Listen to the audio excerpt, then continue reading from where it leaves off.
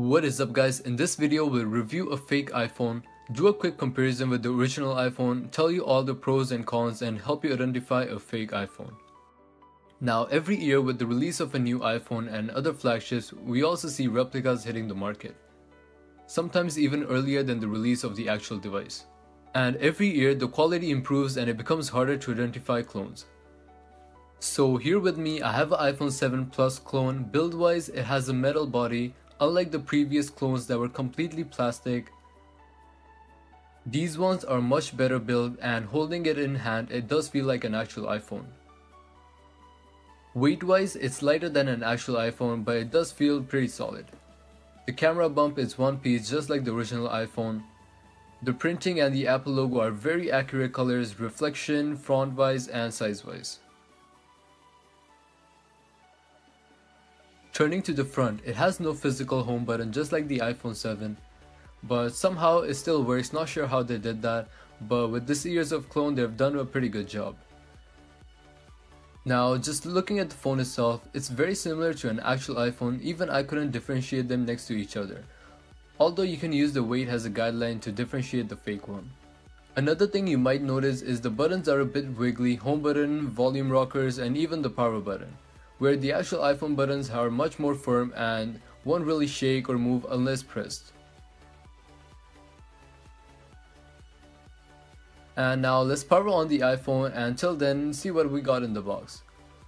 Now looking at the box, it got all the Apple specs at the bottom, but if you look at the printing on the side, you'll be able to differentiate the clone. Inside the box we have some paperwork in poor English, and some cheap iPhone accessories. And inside you won't actually find lightning headphones since China didn't start manufacturing them yet, so instead we have these Bluetooth earpods. But this might change later in the future. But anyways, turning back to the iPhone, it's originally running on Android but has the iOS skin on top. Now with this years of clone they have improved on the skin as well. All the fonts and sizing looks pretty decent, although the display is pretty low resolution. It's less than 720p.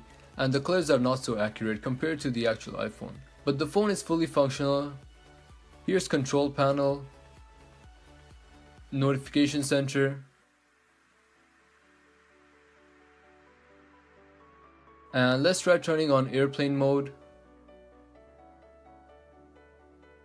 and everything works fine. The clone here also has AirPlay, AirDrop, Night Shift. Now these are just buttons here for looks. You can press them and it'll look like they're turning on the specific feature, but in reality it won't do a thing. And these phones also have Spoof 3D Touch, which can be activated with a longer press, just like that. Now using the phone for about 2 minutes, you'll be able to tell it's fake by the speed difference. And to show that, let's try opening a website on both phones and see how that goes. On the clone, the phone is very laggy and slow, and an easy giveaway for fake. Opening up the camera application, it does take a bit, but it actually has a pretty decent camera. Nothing compared to the actual iPhone, but for a $100 phone, it's not that bad. Now you should always try buying from a verified source, but anyways, this year they've done a pretty good job with the clones, but if you know even a little bit about phones, you should be able to guess it's a fake. But even if that doesn't give you the satisfaction or you're just not good with phones, the best way would be to plug your device into a computer, open iTunes and see if iTunes is able to recognize your phone. If it is, double verify all the spec information and you should be good.